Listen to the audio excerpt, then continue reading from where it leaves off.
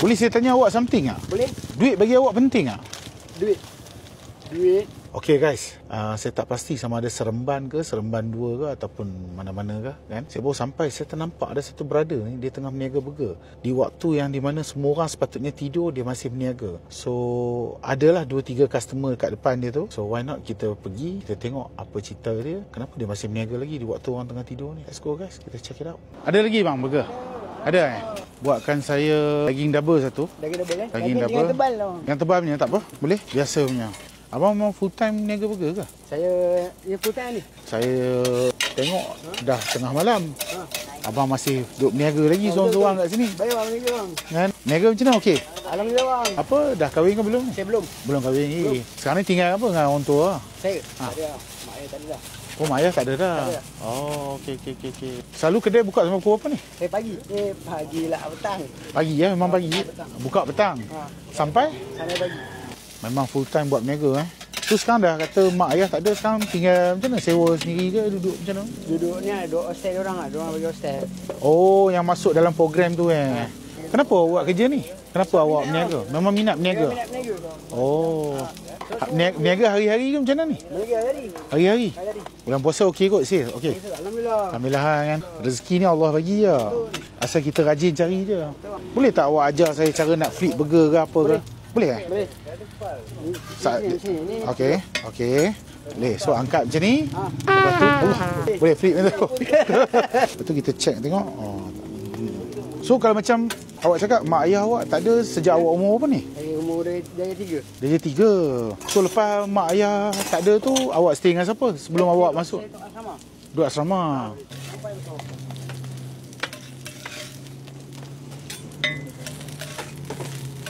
Sepanjang awak berniaga ni kan, ada tak berlaku benda-benda yang merisaukan awak? Contoh macam orang cuba macam nak rompak ke apa ke kan?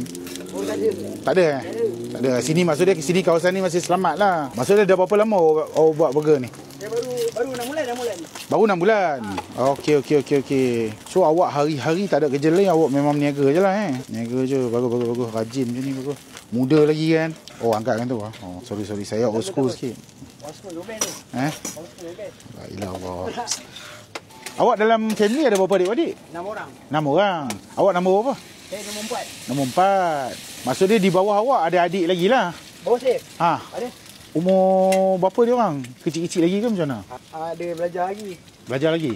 Yang atas-atas awak tu, abang apa semua dah kahwin ke? Kakak ke apa? Abang dah kahwin. Kakak dah kahwin. Dah kahwin lah. Mayo lebih sikit boleh tak? Boleh. Charge pun tak apa. Tak apa, boleh. Jangan charge bahaya. Betul tak? Tak ada tak. Saya respect sebab awak muda. Sepatutnya time-time sekarang ni orang tengah membuta tau. Orang tengah tidur tapi awak masih lagi cari rezeki. Itu yang buatkan saya macam... Dan awak buat kerja sangat-sangat kemas. Laju. Berapa umur awak Saya umur 20 bang.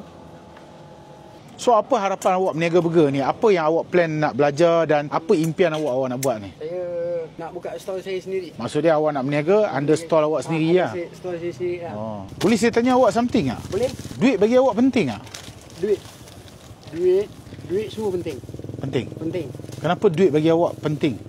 Zaman sekarang semua guna duit. Kalau tak ada duit, semua pergi mana semua guna duit. Maksudnya duit bagi awak memang letak nombor 1 lah sekarang ni. Dalam kepentingan nak cari rezeki ni memang apa-apa pun nak cari duit dulu lah. Allah nombor 1. Allah nombor 1. Oh, ini rare. Ni rare. Maksudnya awak percaya rezeki tu 100% Allah yang bagi kan? Allah yang bagi kan? Tuhan yang bagilah. Sepanjang berniaga pernah kena uji tak? Tiba-tiba tersir kurang, orang tak berapa ada. Alhamdulillah pernah. Ada. Awak cakap Alhamdulillah.